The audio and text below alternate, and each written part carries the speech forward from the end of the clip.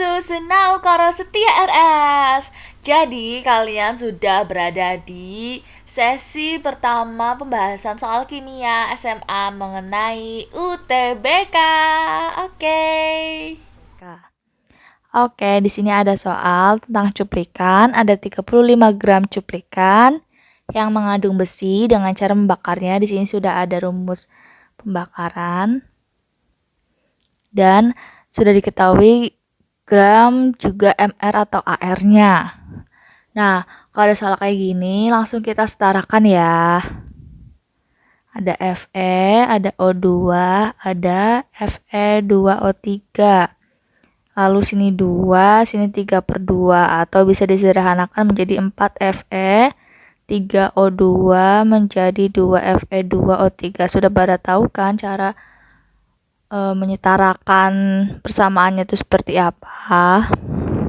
Ini ya, yang sudah disetarakan. Oke, sekarang kita cari mol dari Fe2O3. Mol kan rumusnya gram per mr atau gram per ar. Nah, gramnya itu 25/160 bisa disederhanakan menjadi 5/32 mol. Nah, dengan kita tahu mol Fe2O3 itu 5/32 mol, jadi kita juga tahu mol Fe-nya itu berapa. Caranya ada kita pakai persamaan yang sudah disetarakan ya. Nah, ingat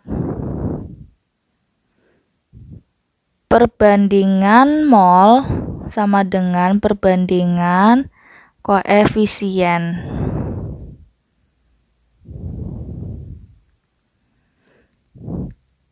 Mol Fe2O3 tadi kan 5/32 mol. Oke. Perbandingan mol sama dengan perbandingan koefisien. Bentar. 5/32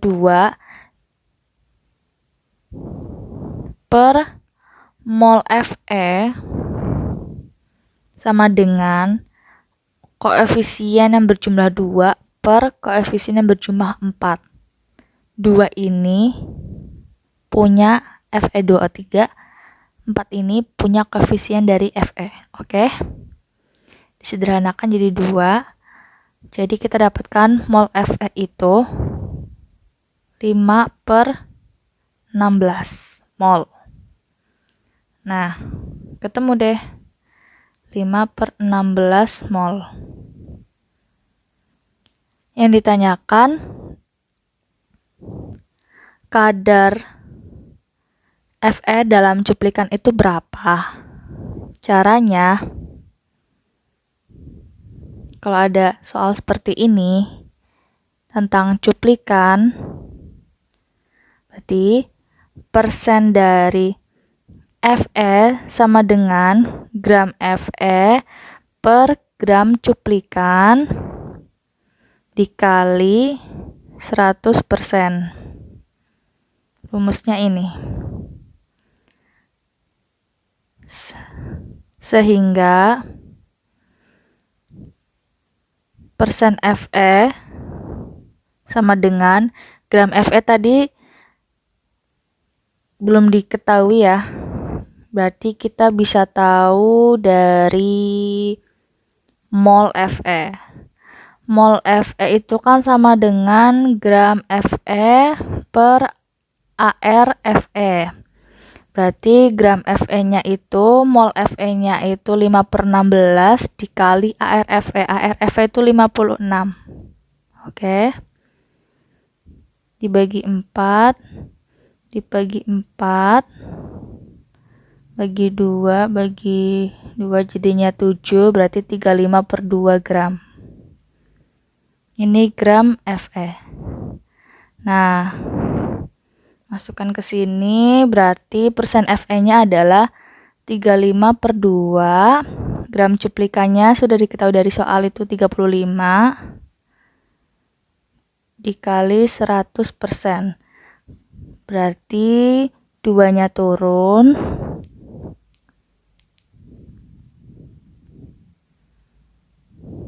coret-coret sama dengan persen Fe dalam cuplikan itu adalah 50%. Dan kita sudah ada di soal kedua. Ada ion X dengan melepas 2 elektron memiliki konfigurasi sebagai berikut. Berarti kalau ion X2 plusnya itu konfigurasinya 1s2, 2s2, 2p6, berarti atom X-nya sendiri konfigurasinya itu adalah 1s2, 2s2, 2p6, dan 3s2, oke? Berarti kulit terluar itu ada di kulit ketiga, subkulit S. Nah, ingat kalau L-nya dari S, P, D, F, S itu 0, P itu 1, D itu 2, F itu 3. Lalu, S itu kan kotaknya 1. Sehingga ini tuh 0. Kalau P itu kan kotaknya 3. Berarti ini 0, min 1, 1, plus 1. Kalau D itu kotaknya 5. Berarti 0, min 1, min 2, 1, plus 2. Kalau F itu kotaknya 7. Berarti kotaknya di sini tengah 0, min 1, min 2, min 3, plus 1, plus 2, plus 3. Seperti itu ya. Ingat ini kuncinya. Garis dulu, oke.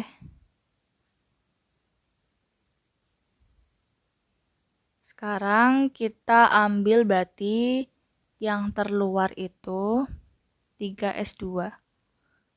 3s2 berarti N-nya itu 3 karena ada berada di kulit ketiga. L-nya itu S tadi 0 ya. 0. M-nya dari S itu 0. Dan S-nya adalah gini. S kan kotaknya 1. Apa ini? Nah, ini yang diminta 2. Berarti 1, 2. Karena arahnya ke bawah, berarti min setengah. Berarti S-nya adalah min setengah. Jadi kesimpulannya adalah N-nya 3, L-nya 0, M-nya 0, S-nya min setengah. Yang mana ya? Yang C. Oke, begitu. Semangat, guys. Yup, sekarang kita sudah berada di nomor ketiga. Yuhu, sekarang ada soal MNQR dengan nomor atom 6, 11, 17, dan 19. Dan pertanyaan adalah, manakah pasangan berikut yang merupakan ikatan kovalen nonpolar? Sebelum kita menjawab soal ini, kita harus tahu dulu apa sih ikatan kovalen dan nonpolar itu sendiri. Kalau ikatan kovalen itu merupakan ikatan dari atom yang bersifat non-logam dengan non-logam. Juga memiliki sifat ion negatif dengan ion negatif. Jadi kalau ikatan ionik itu kan dari atom yang memiliki ion positif dengan ion negatif yang saling berikatan gitu kan. Kalau kovalen tuh negatif dengan negatif, kecuali H+.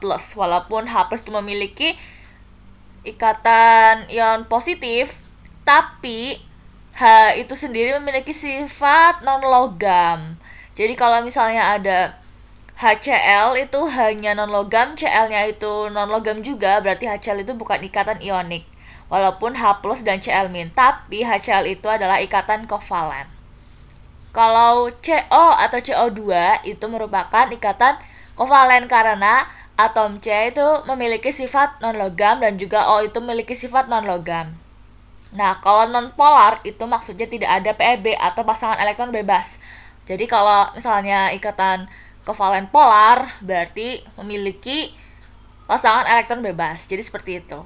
Nah, sekarang kita harus tahu konfigurasi elektronnya terlebih dahulu dari atom M, N, Q, dan R. Ya, jadi kalau konfigurasi elektron dari M itu ada 2, 4, N itu 2, 8, 1, kalau Q 2, 8, 7, dan kalau R 2, 8, 8, 1. Lalu kita harus tahu juga kestabilannya itu di mana.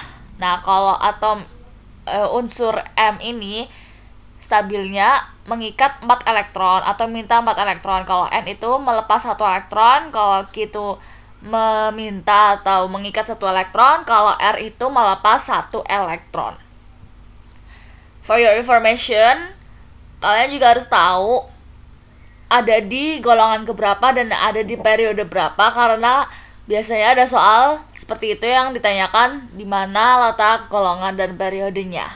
Nah, kalau di M itu karena yang terakhir itu konfigurasinya 4, jadi berada di golongan 4. Nah, periodenya itu kan ada 2 sama 4, berarti kan ada 2, berarti ada di periode kedua. Begitu juga caranya untuk yang N, Q, R.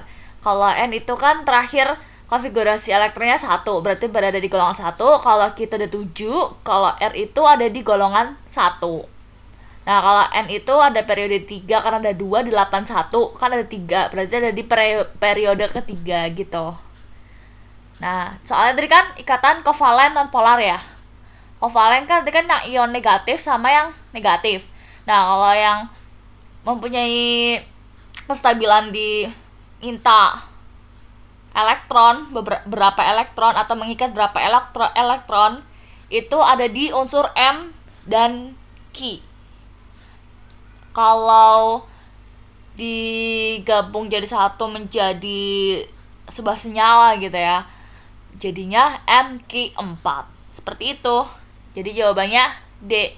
Oke guys, cemut. Next, ya sudah di nomor 4. Di sini ada apa sih? Soalnya tentang kesetimbangan kimia ya. Jadi kita tulis soalnya dulu. Ada 2AB plus B2 menghasilkan 2AB2. Yang diketahui adalah KC. KC-nya 49. Ya, yang perlu kalian ketahui kalau di materi kesetimbangan kimia, kalau reaksinya dibalik, maka KC-nya menjadi 1 per KC yang diketahui itu berapa. Tapi kalau reaksinya itu dikali X misalnya, berarti KC yang baru menjadi dipangkatkan X tersebut. Kalau reaksinya dibagi X, berarti KC-nya yang baru menjadi di akar pangkat X. X-nya yang sesuai soal gitu ya. Tapi kalau reaksinya itu ditambah, berarti KC yang terbaru dikali dengan penjumlahannya hanya itu berapa sesuai soal. Yang soalnya itu yang diminta AB2 menghasilkan, atau jadi ini apa sih, penguraian ya. Penguraian dari AB2 itu ada AB dan setengah B2. Nah, berarti kita dari soalnya itu reaksinya dibalik lalu dibagi 2 atau dibagi 2 dulu boleh, baru dibalik. Terserah kalian, suka-suka kalian enaknya yang mana. Kalau aku dikali setengah atau dibagi 2 terlebih dahulu. Jadi kalau dibagi 2 berarti kan di akar pangkat 2 gitu ya. Berarti KC-nya yang terbaru di akar pangkat 2 jadinya 7. Terus dibalik persamaannya atau reaksinya. Kalau dibalik tadi kan yang aku bilang KC yang terbaru menjadi 1 per KC yang sebelumnya. Nah, KC yang sebelumnya itu 7. Berarti KC-nya 1/7 gitu. Yay! Next for the last question ada soal tentang sifat koligatif yang mengenai kenaikan titik didih. Jadi, kita zoom dulu soalnya supaya kalian bisa melihat dengan jelas. Ada konstanta atau tetapan titik didih yang diketahui adalah 2,53. Lalu ada apa itu? Titik didih benzena murni atau TB0 yaitu 80 derajat Celcius. Berapa titik didih larutan 5 gram naftalena atau C10H8 dalam 100 gram benzena? Berarti benzena itu sebagai pelarut yang memiliki massa 500 gram. Selanjutnya C10H8 atau naftalena sebagai zat terlarut yang memiliki massa 5 gram. Yang ditanyakan adalah berapa titik didih larutan atau TB-nya itu berapa. Rumusnya ada delta TB sama dengan TB dikurangin TB0. Karena titik didih larutannya itu lebih tinggi daripada titik didih titik didih pelarut murni gitu. Beda kalau untuk penurunan titik beku. Rumusnya seperti itu. Ini for your information aja ya. Next. Delta TB rumusnya MKBI. I itu ada 2 penggunaan, untuk zat elektrolit dan untuk zat non-elektrolit. Untuk zat non-elektrolit sendiri, I-nya itu berjumlah 1, nilainya 1. Tapi kalau yang elektrolit itu udah dibagi elektrolit sempurna dan sebagian. Kalau elektrolit sempurna itu berarti terdisosiasi sempurna atau terdisosiasi 100%. Kalau yang sebagian berarti terdisosiasi misalnya 50% atau 80% seperti itu. Nah, kalau yang elektrolit sempurna itu cara menghitungnya berapa jumlah unsur dalam suatu senyawa tersebut. Jadi contohnya misalnya ada CH3COOH atau yang dinamakan asam asetat. CH3COOH itu terdiri dari CH3COO- dan H+. Berarti ada CH3COO yang berjumlah 1 dan H yang berjumlah 1. Berarti totalnya I-nya itu ada 2 gitu.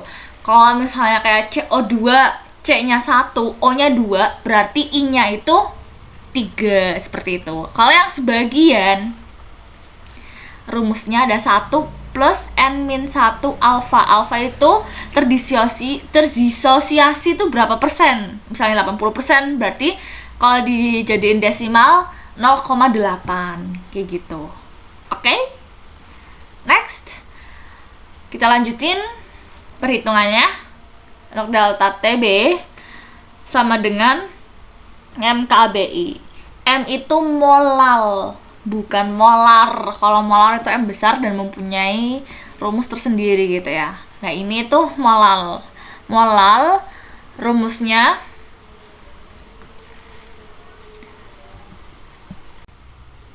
gram per mr dikali 1000 per gram pelarut. Jadi seperti ini.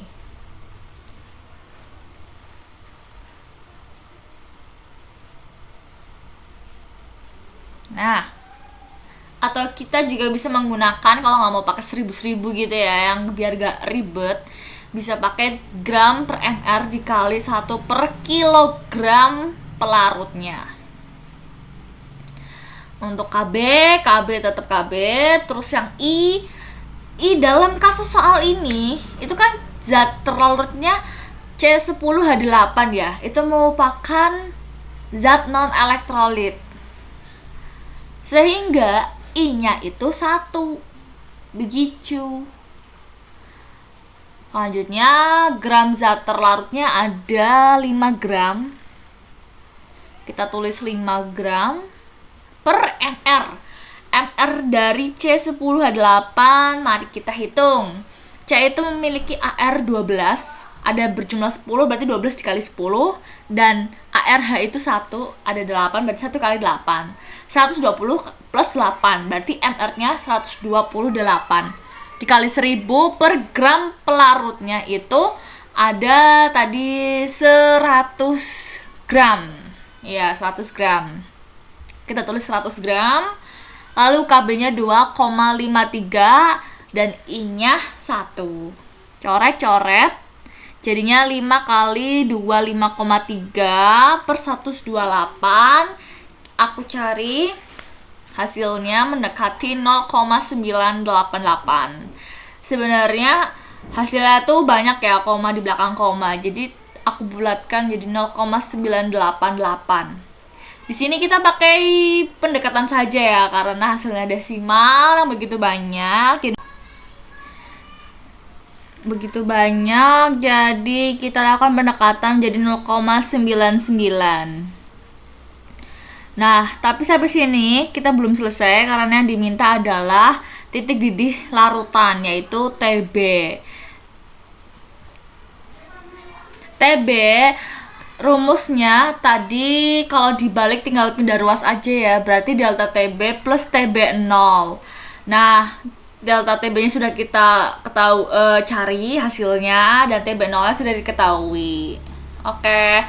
Untuk delta TB tadi sudah ketemu 0,99 plus TB 0-nya diketahui 80 derajat Celcius. Iya kan? Iya benar. Jadi hasilnya TB atau titik didih larutan berjumlah 80,99 derajat Celcius atau mendekati 81 derajat Celcius. Seperti itu. Jadi jawabannya yang A. Oke. Terima kasih. Hai guys, gimana? Pembahasan soal-soal tadi seru kan pastinya. Oh ya, bagi kalian yang mau request soal, mau request pembahasan apapun, kalian bisa tulis di kolom komentar atau kalian bisa DM aku di sini. Dan mungkin kalau kalian malas ngetik, kalian bisa langsung klik link IG aku atau Twitter aku di description box ya guys. Oh ya, feel free aja ya, bebas aja untuk tanya-tanya ke aku. Insya Allah akan aku balas. Pokoknya kalian harus semangat dan jangan panik dengan soal yang semodif apapun, sesulit apapun gitu kan ya. Yang penting kalian tetap stay tune di YouTube aku, karena kedepannya insya Allah aku akan membagikan ke kalian semua pembahasan soal SMA yang berkaitan dengan UTBK. Oke guys, semangat ya, good luck for you. Oh ya guys, sebelum aku tutup video ini, jangan lupa like, subscribe my channel, komen-komen di bawah ya, di kolom komentar. Dan jangan lupa kalian harus banget share video-video ini ke teman-teman kalian semua atau pokoknya yang membutuhkan gitu ya. Jangan pelit-pelit untuk berbagi karena video ini sangat bermanfaat. Oke guys, good luck for you.